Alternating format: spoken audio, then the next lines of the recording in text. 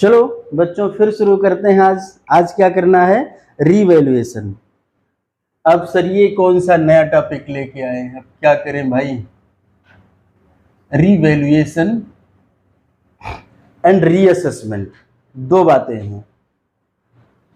ठीक है, एक बैलेंस शीट हम लोग फटाफट से बना लेते हैं, फिर समझते नहीं तो मैं समझा नहीं पाता हूं भाई।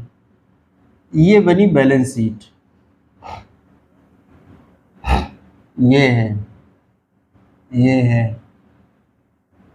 ये है कैपिटल ए और बी। ये दो व्यक्ति हैं, एक की कैपिटल है 1,00,000 रुपए और दूसरे भाई की कैपिटल है 2,00,000 रुपए।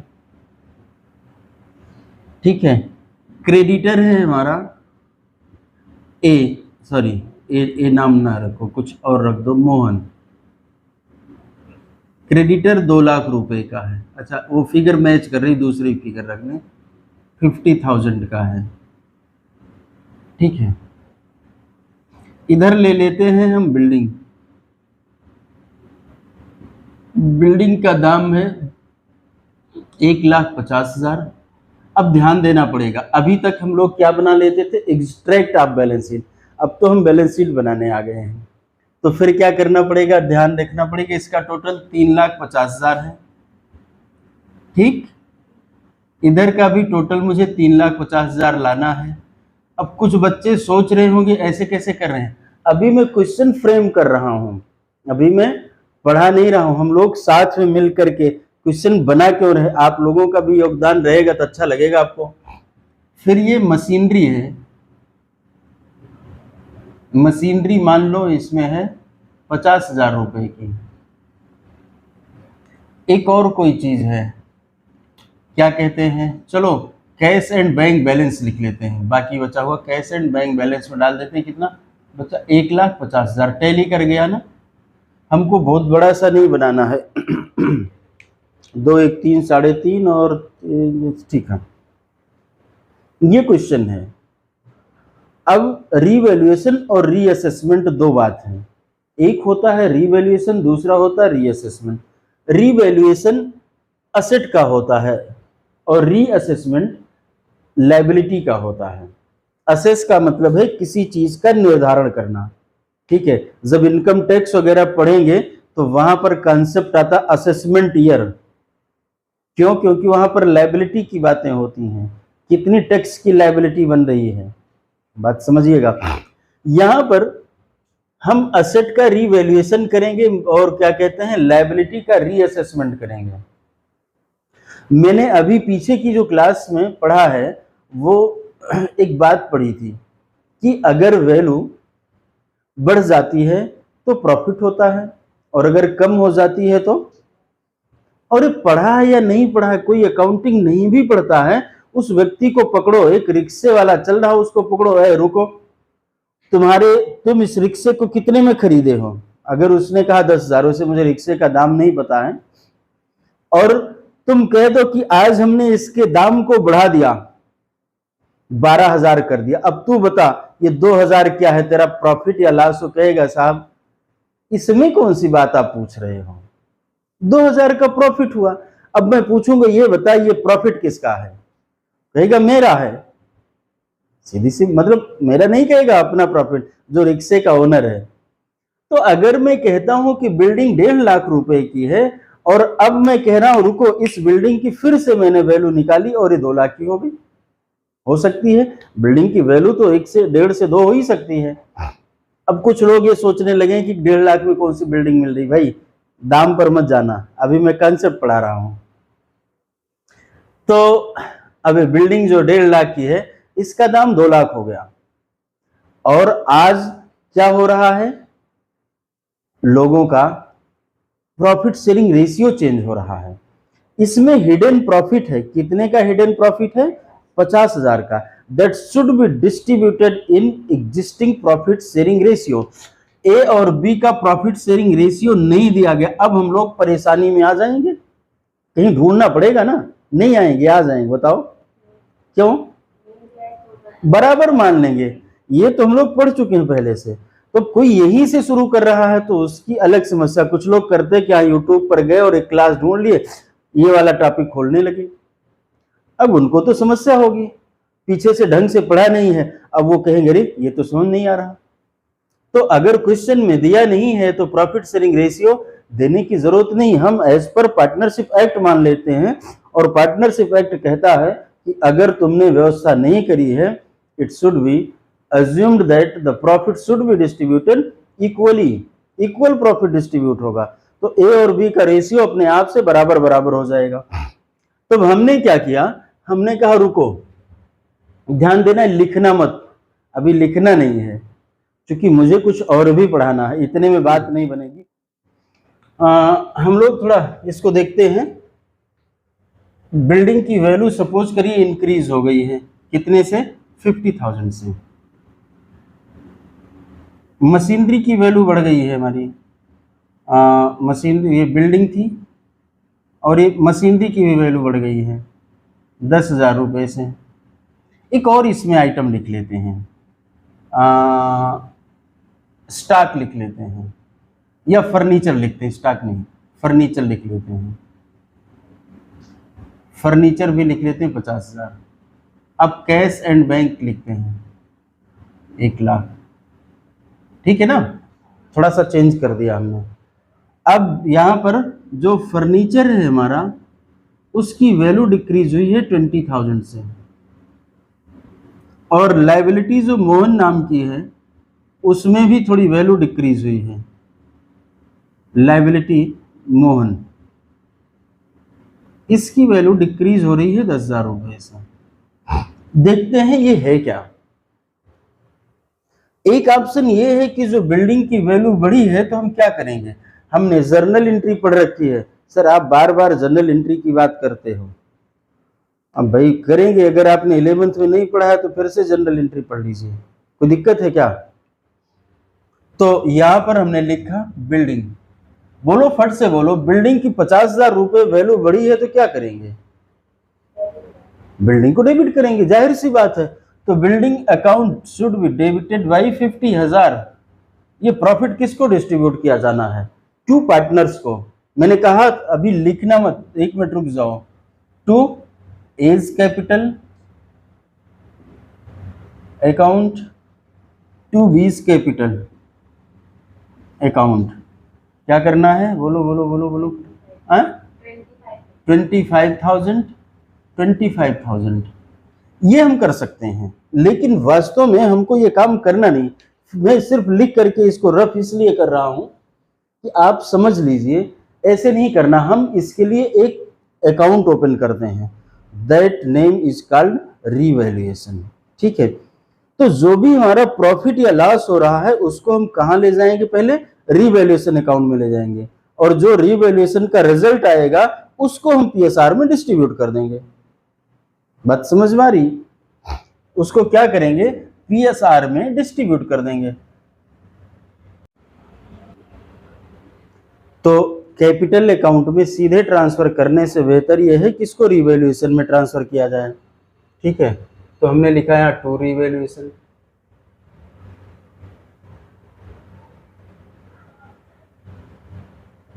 लेकिन अब और एक चीज देखते हैं, मशीनरी भी है, मशीनरी की भी वैल्यू बढ़ी हुई है, कितने से बढ़ी है, उसको भी इसी में डेबिट कर लेते हैं, 10,000, और इसको हमने कहां भेज दिया, रीवैल्यूएशन अकाउंट में, दोनों को मिला करके 60,000। कोई डाउट नहीं ना। फर्नीचर की वैल्यू डिक्रीज हो रही है, रूल बताइए, एसेट डिक्रीज होती है तो क्या करते हैं, क्रेडिट। अब लो, यहां पर हमने लिखा टू फर्नीचर अकाउंट, कितने से, 20,000 से, डेबिट क्या करेंगे, रीवैल्यूएशन,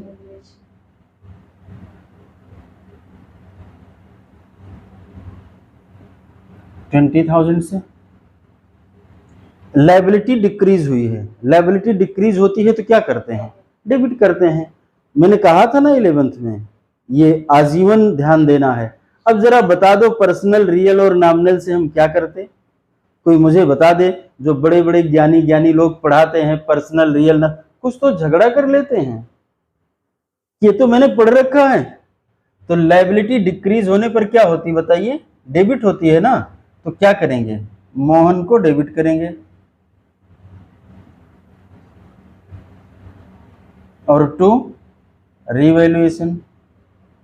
जिसको ये समझना है समझ लो, नहीं समझना है तो याद करो, जीवन भर नहीं होगी पार्टनरशिप, कभी सॉल्व नहीं होगा, दावे के साथ कहता हूं। अगर कॉन्सेप्ट नहीं क्लियर हुआ तो सॉल्व नहीं होना है, जितनी भी मर्जी उतने दिमाग लगा लो। बहुत आसान टॉपिक है, आसानी से नंबर मिल जाता है, लेकिन कब, जब आपका कॉन्सेप्ट क्लियर है। वही नहीं क्लियर है फिर क्या होगा आगे। अब हम बनाते हैं रीवैल्यूएशन का अकाउंट। फिर वही बात, क्या जो हमने पढ़ रखा था लेजर पोस्टिंग, देखो यहां तक दिख रहा है ना, लेजर पोस्टिंग। रीवैल्यूएशन क्रेडिट है तो क्रेडिट में क्या लिखेंगे, 60,000, जिसका रेफरेंस ये होगा। तो यहां पर हम लिख देंगे बाई, क्या लगाएंगे, by building account 50,000, machinery account 10,000। फिर आगे आते हैं, रिवैल्यूएशन डेबिट है 20,000 से, कैसे, टू फर्नीचर हो करके।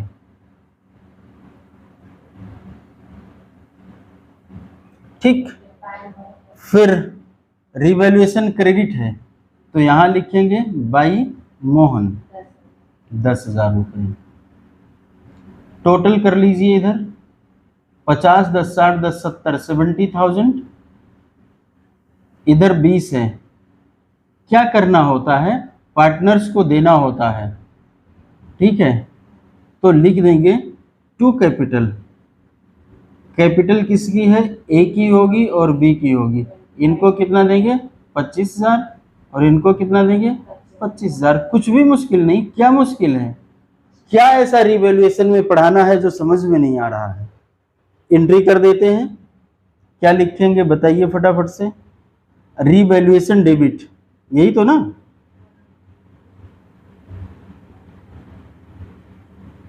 रिवैल्यूएशन अकाउंट डेबिट 50,000 टू, बोलो, A's capital 25,000 to B's capital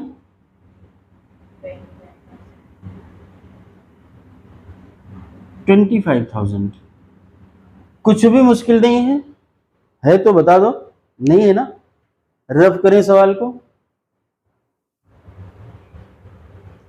ये तो ये हो गया जब ये क्वेश्चन में मुझे वो अकाउंट की वैल्यू इंक्रीज या डिक्रीज करानी है। अभी तो हम लोग ऐसा भी पढ़ रहे थे, वहां पर रिजर्व में कि कुछ करना नहीं है।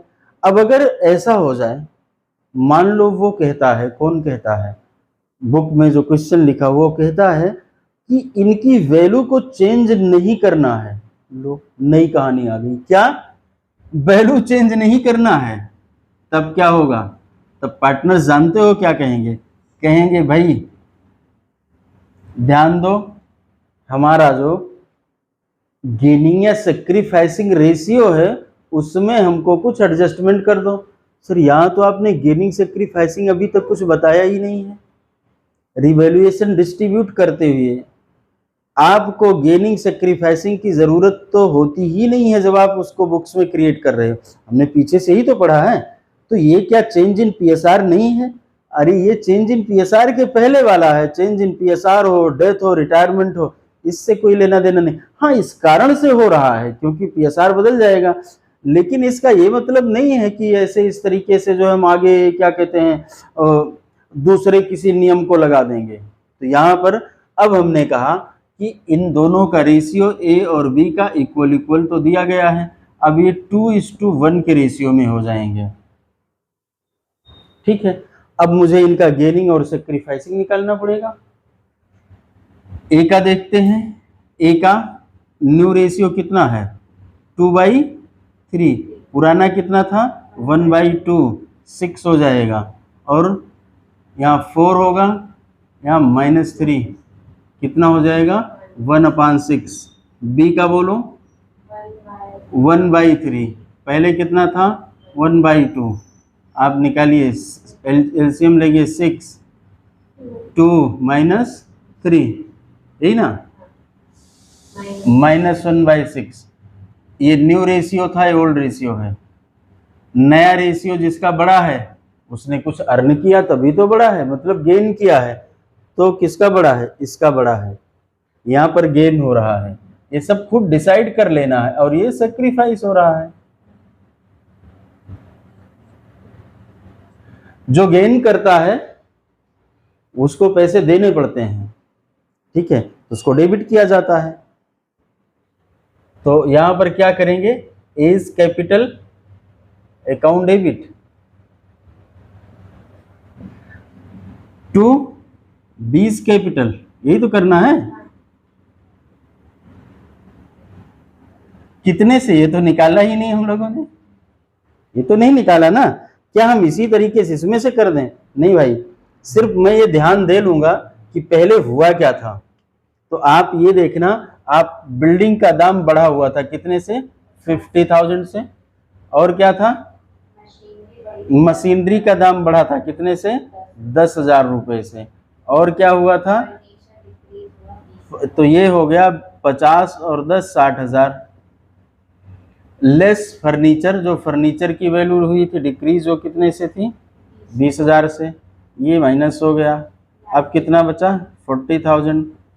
अब लायबिलिटी डिक्रीज हुई थी, तो जब लायबिलिटी डिक्रीज होती है तो अच्छी बात है, प्रॉफिट बढ़ता है। इसको हमने 20,000 ऐड कर लिया, 10,000, 10, अभी 50,000 हो गया। इस 50,000 में जो प्रॉफिट है कुछ पहले से है और कुछ बदलने की वजह से जो है उसी को एडजस्ट कर लेना है। तो कितना बदलने की वजह से, 1/6। तो क्या करेंगे, 50,000 को 50,000 को इंटू करेंगे 1/6 से, निकालिए कितना आएगा,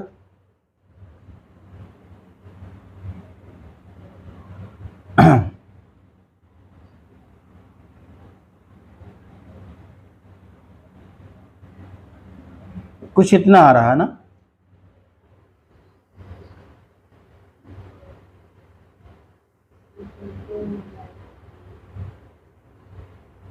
सिक्स 8 जा 48, 20, 6 3 जा 18, फिर 6 3 जा 18, यही आएगा। तो ये होगा, अब क्या करेंगे, 8,333 रुपये। बस इससे क्या होगा, अब देखो यहाँ पर ये रीवैल्यूएशन अकाउंट लेकिन नहीं बना रहेगा, तब बात समझना आपको, क्योंकि अभी हमने रफ नहीं किया था, इसलिए नहीं किया था कि हमको फिगर चाहिए थी, वो मैंने मिटा दिया था। तो A's capital debit, B's capital credit. B's की कैपिटल, चूंकि उसने अपने हिस्से को बेचा, किसने बेचा है, बीज ने, देखो सेक्रीफाइस हो रहा है।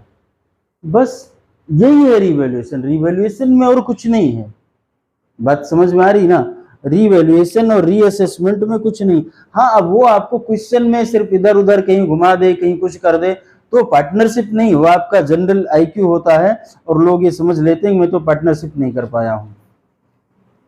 मुझे लगता है कि आप लोगों को एक आध क्वेश्चन इसका करना चाहिए। इलस्ट्रेशन 20 कर लेना, ठीक है, 1-2 कर लेना, अगर दिक्कत होती है तो पूछ लेना, और नहीं तो हम अगली क्लास में एक आध क्वेश्चन और कराएंगे इसका, जो थोड़ा ठीक ठाक सवाल होगा, 1-2 करा देंगे तो हो जाएगा हमारा, ठीक है ना।